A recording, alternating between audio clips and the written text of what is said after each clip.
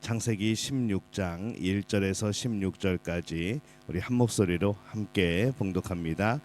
아브라함의 아내 사레는 출산하지 못하였고 그에게 한 여종이 있으니 애굽 사람이요 이름은 하갈이라. 사레가 아브라함에게 이르되 여호와께서 내 출산을 허락하지 아니하셨으니 원하건대 내 여종에게 들어가라. 내가 혹 그로 말미암아 자녀를 얻을까 하노라 하매 아브라함이 사레의 말을 들으니라. 아브라함이 아내 사레가 그 여종 애굽 사람 하갈을 데려다가 그 남편 아브라함에게 첩으로 준 때는 아브라함이 가나안 땅에 거주한 지 10년 후였더라. 아브라함이 하갈과 동침하였더니 하갈이 임신하매 그가 자기의 임신함을 알고 그의 여주인을 멸시한지라. 사레가 아브라함에게 이르되 내가 받는 모욕은 당신이 받아야 옳도다. 내가 나의 여종을 당신의 품에 두었거늘 그가 자기의 임신함을 알고 나를 멸시하니 당신과 나 사이에 여호와께서 판단하시기를 원하노라. 아브라함이 사레에게 이르되 당신의 여종은 당신의 수중에 있으니 당신의 눈에 좋을 대로 그에게 행하라 하매 사레가 하갈을 학대하였더니 하갈이 사레 앞에서 도망하였더라. 여호와의 사자가 광야 샘물 곁 곧 술길 샘 곁에서 그를 만나 이르되 사레의 여종 하갈아 내가 어디서 왔으며 어디로 가느냐. 그가 이르되 나는 내 여주인 사레를 피하여 도망하나이다. 여호와의 사자가 그에게 이르되 내 여주인에게로 돌아가서 그 수하에 복종하라. 여호와의 사자가 또 그에게 이르되 내가 내 씨를 크게 번성하여 그 수가 많아 셀 수 없게 하리라. 여호와의 사자가 또 그에게 이르되 내가 임신하였은즉 아들을 낳으리니 그 이름을 이스마엘이라 하라. 이는 여호와께서 내 고통을 들으셨음이니라. 그가 사람 중에 들나귀 같이 되리니 그의 손이 모든 사람을 치겠고 모든 사람의 손이 그를 칠지며 그가 모든 형제와 대항하여 살리라 하니라. 하갈이 자기에게 이르신 여호와의 이름을 나를 살피시는 하나님이라 하였으니 이는 내가 어떻게 여기서 나를 살피시는 하나님을 배웠는고 함이라. 이러므로 그 샘을 부엘라 헤로이라 불렀으며 그것은 가데스와 베레 사이에 있더라. 하갈이 아브라함의 아들을 낳음에 아브라함이 하갈을 낳은 그 아들을 이름하여 이스마엘이라 하였더라. 하갈이 아브라함에게 이스마엘을 낳았을 때에 아브라함이 86세였더라. 아멘. 할렐루야. 하나님의 은혜가 오늘 새벽에 하루의 첫 시간을 주 앞에 드리는 우리 믿음의 가족들에게 함께 하시기를 예수님의 이름으로 축원합니다. 오늘 말씀은 아브라함이 하갈을 통하여서 아이를 얻게 되어지는 이제 그러한 내용을 담고 있습니다. 하나님께서 아들을 주시겠다고 아브라함에게 약속을 하시죠. 근데 이 아들이 이제 빨리 이루어지지 않습니다. 이에 사례는 여러 가지 생각들을 합니다. 나 때문에 이게 대가 못 이어지는 것이 아닌가. 이 모두가 자기 잘못 같고 그래서 이제 인간적인 다른 방법을 생각해내는 것이죠. 그래서 1절 말씀에 보면은 아브라함의 아내 사레는 출산하지 못하였고 그에게 한 여종이 있으니 애굽 사람이요 이름은 하갈이라 이렇게 기록을 합니다. 또 2절에는 사레가 아브라함에게 이르되 여호와께서 내 출산을 허락하지 아니하셨으니 원하건대 내 여종에게 들어가라. 내가 혹 그로 말미암아 자녀를 얻을까 하노라 하매 아브라함이 사레의 말을 들으니라. 이 당시에 이제 첩 제도가 있었죠. 첩을 통해서 얻은 자녀는 이 정실 부인의 이제 자녀가 되어집니다. 사례가 지금까지 그렇게 하지 않은 것을 볼 때에 그도 이제 그렇게 하는 것이 싫었고 이제 본인이 아이를 낳아서 이제 대를 이어가는 것이 또 그에게는 기쁨이었고 원하는 것이었기 때문에 그렇지 않은가 생각을 해봅니다. 그러나 아브라함이 대를 이어갈 수 있도록 이제 해야 되지 않는가 이제 이런 방법들을 찾아내는 겁니다. 또 아브라함도 사레의 말을 들으니라 라고 말을 합니다. 이 아브라함도 사레의 말에 동의를 합니다. 여종을 통해서 자식을 얻는 방식도 또 자녀를 얻는 또 하나의 방법이 될 수 있다고 생각을 한 것이죠. 그 당시에 많이 통용되었던 그 당시에 그냥 이상하지 않았던 그런 방법, 그 방법에 대해서 이 아브라함도 동의를 하게 되어집니다. 이 사레와 아브라함의 시도는 또 하나의 방법이고 대안이 될 수는 있습니다. 당시 다른 사람들이 하는 방식이기도 하였고 하지만은 하나님 편에서 볼 때 그것은 옳은 방식은 아니었다는 것이죠. 그것이 옳은 방법이었다면 벌써 그렇게 했을 겁니다. 하지만 그렇게 얻는 것이었다면 하나님의 약속 또한 뭐 특별하게 필요한 것이 아니었죠.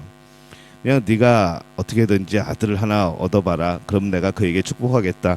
이제 이러면 끝나게 되는 것이기 때문에 그런 게 인간적인 방법으로 아들을 얻는 것이 이 하나님의 방법은, 하나님의 약속은 아니었던 겁니다. 종을 통해서 자녀를 얻지 않는 방법은 사례가 걸림돌이 되었던 것이 아니라 그 방법이 잘못된 것이었기 때문에 지금까지 시도되지 않았고 또 하나님의 특별한 계획이 있으셨던 것이죠. 그것이 옳은 것인지 그것이 잘못된 것인지 이 하나님이 원하시는 길인지 아닌지 이것을 좀 생각해 볼 수 있는 그런 좀 기회가 있었어야 되지 않는가라는 생각을 해봅니다. 사회 통념적으로는 옳아도 그것이 전부 다 하나님의 뜻에 합당한 것은 아닙니다. 자녀를 낳는 것은 하나님의 약속이었습니다. 그렇기 때문에 하나님의 약속이 어떻게 이루어질지에 대해서 그것은 하나님께 물어봐야 되는 것이죠.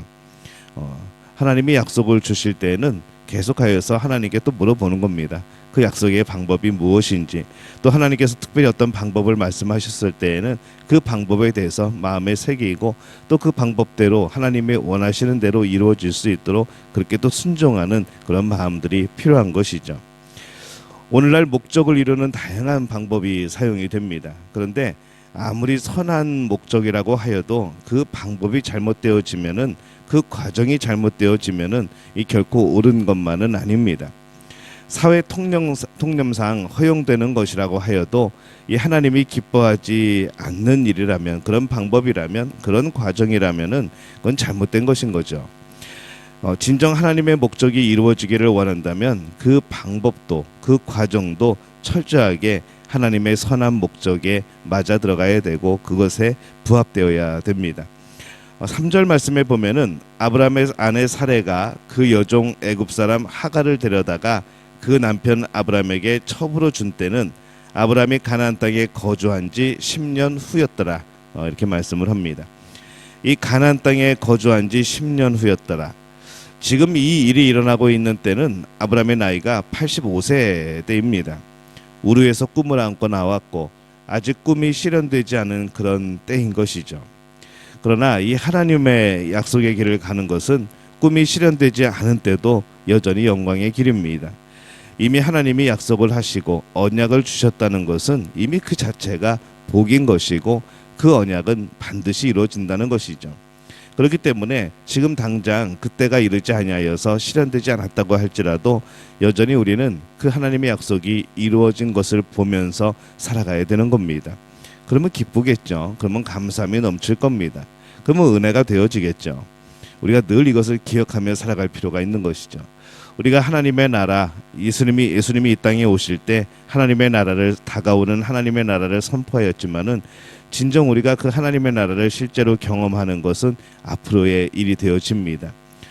하지만 우리 삶에서 이미 그 약속을 믿고 살아가고 하나님의 통치하심을 경험한다면 그건 또 현실이 되어지는 것이죠. 하나님의 나라가 이미 왔고 하나님의 나라가 다가오고 있고 이 모든 것이 기쁨이고 감사함이고 또 경험이 되어지는 겁니다. 이 사람들이 하나님과의 약속의 길을 갈 때에 꿈이 실현되어야만 그것이 영광이고 그것이 응답이라고 생각할 때가 참 많습니다. 그러나 약속의 길을 가는 것 자체가, 하나님이 언약을 주셨다는 것 그 자체가 이미 기쁨이고 복이고 영광이라는 겁니다. 꿈이 실현이 되던 아직 안 되었던 이 똑같습니다. 이것이 똑같은 것이라는 것을 놓치기 때문에 우리는 그 꿈을 실현하기 위하여서 인간적인 방법을 사용하는 것이죠. 세상의 방법을 사용하고 때로는 죄의 방법을 사용하고 어떻게 하든지 뭐 우리 속담에 뭐로 가도 서울만 가면 된다는 그런 속담처럼 이게 가는 과정도 중요하지 않겠습니까? 가는 방법도 중요하지 않겠습니까? 그래서 우리가 이 하나님이 주신 꿈을 실현하는 그런 방법조차도 우리는 항상 성결함과 거룩함을 유지해야 되는 그러한 존재인 것이죠. 모든 신앙인은 자신이 가고 있는 약속의 길이 이미 영광의 길이라는 것을 기억하고 또 하나님이 기뻐하시는 그런 성결한 그런 삶으로 살아가는 그런 복된 분들이 되어주시기를 바랍니다. 사례의 잘못된 방식은 이 아브라함의 집안에 참 큰 잘못된 결과를 낳게 되어지죠. 4절에 보면은 아브라함이 하갈과 동침하였더니 하갈이 임신함에 그가 자기의 임신함을 알고 그의 여주인을 멸시한지라 이렇게 되어 있습니다. 하갈이 임신하기 전에는 생각지도 못하였던 일을 임신한 후에는 행동으로 옮기게 되어집니다. 한 번의 잘못은 계속된 잘못을 또 낳게 되어지죠. 이 일로 인해서 이 아브라함의 집은 한바탕 또 소동을 겪습니다.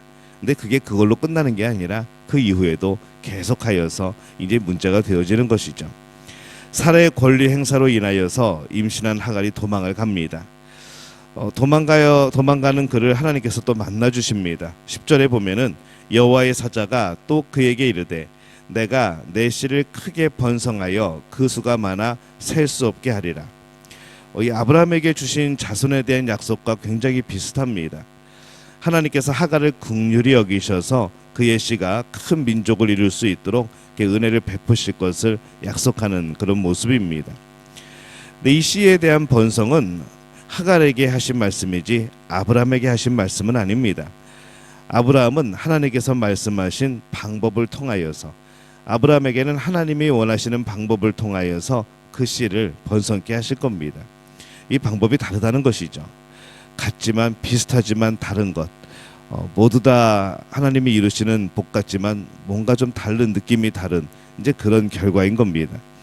하갈이 첩으로 들어가자마자 임신하고 방황하는 그에게 임하신 것은 그를 긍휼히 여기신 겁니다. 그의 번성도 그 긍휼히 여기심의 한 부분입니다. 13절에 보면은 하갈이 자기에게 이르신 여호와의 이름을 나를 살피시는 하나님이라 하였으니 이는 내가 어떻게 여기서 나를 살피시는 하나님을 배웠는고 함이라 이렇게 말씀을 합니다. 이 하갈은 여호와의 이름을 나를 살피시는 하나님이라고 그렇게 부릅니다. 매우 신앙적인 일이 일어나고 있는 것처럼 보이죠. 그러나 그러한 일들은, 그에게 일어난 그런 역사들은 하나님의 긍휼하심 안에서 일어나고 있는 그러한 일들입니다. 16절에 보면은 하갈이 아브라함에게 이스마엘을 낳았을 때에 아브라함이 86세였더라. 이스마엘을 낳았을 때 86세였습니다. 이스마엘을 낳았고 손이 귀한 아브라함은 이스마엘을 매우 기뻐하고 또 귀하게 아끼면서 잘 키웠을 겁니다. 근데 이 하갈은 또 행복한 시간을 보내게 되었을 거죠. 이 모든 것이 참 다 잘 된 것 같아 보입니다. 그러나 사람이 하나님의 긍휼하심을 입고 행복하게 산다고 하여서 하나님이 원하시는 그런 기쁨의 길을 가고 하나님의 기뻐하시는 뜻을 온전히 이루는 것은 아니라는 것이죠. 사람이 행복하다고 그가 영광의 길을 가고 있는 것만은 아닙니다. 오직 하나님의 기뻐하시는 뜻을 따라서 길을 가야 진짜 영광의 길을 가는 것이죠. 하갈이 행복하였고 아브라함도 자녀를 낳아 행복하였겠지만은 이스마엘은 하나님께서 약속하신 자녀는 아닙니다. 그 길은 영광의 길은 아니었던 것이죠. 오늘날 사람들은 자신들이 행복하면 그것으로 된다고 생각하는 경향이 있습니다. 그러나 이 사람의 행복이 꼭 영광된 길만은 아닙니다. 약속을 따라 가는 길만이 영광된 길인 것이죠. 행복한 길이 아니라 하나님이 기뻐하시는 영광된 길을 가야 되는 겁니다. 우리가 이 영광의 길을 가면서 행복해야 하는 것이죠. 무조건 행복하기만 되는 것이 아니라 그 영광의 길, 하나님이 기뻐하시는 길을 가면서 행복한 것이 진짜 신앙생활인 겁니다. 길이 아닌 곳에서 얕은 행복에 빠져서 하나님의 뜻과는 상관없는 그런 삶으로 살아가면 안 된다는 것이죠. 그래서 이 신앙인은 영광의 길을 가야 됩니다. 하나님께서 약속으로 주신 그러한 길들이 있고, 때로는 지금 당장 무엇인가 성취되어 있지 않아도 그 길을 가고 있다고 한다면, 약속을 붙들고 가고 있다면 그 길은 이미 영광된 길인 겁니다. 또한 다른 사람이 보기에는 많은 것을 가지고 행복해 보여도 이 하나님이 기뻐하시는 약속의 길이 아니면 그것도 영광의 길이 아닌 것이죠. 오직 하나님이 주신 약속, 오직 하나님이 주시는 복, 그것만이 우리가 영광의 길을 가는 그런 모습이 되어집니다. 그렇기 때문에 우리는 하나님과 우리의 약속이 무엇인가를 잘 아는 것이 중요합니다. 우리가 성경대로 살지 않는데, 우리가 하나님이 기뻐하신 대로 살지 않는데 뭔가 잘 되고 내가 행복하고 이 참 불안한 행복이라는 것이죠. 이제 그런 거짓된 행복이 아니라 오직 영광의 길을 가는 것을 행복하게 여기고 하나님의 뜻 가운데 길을 가는 것을 복으로 여기는 그런 우리 모두가 되어주시기를 바랍니다.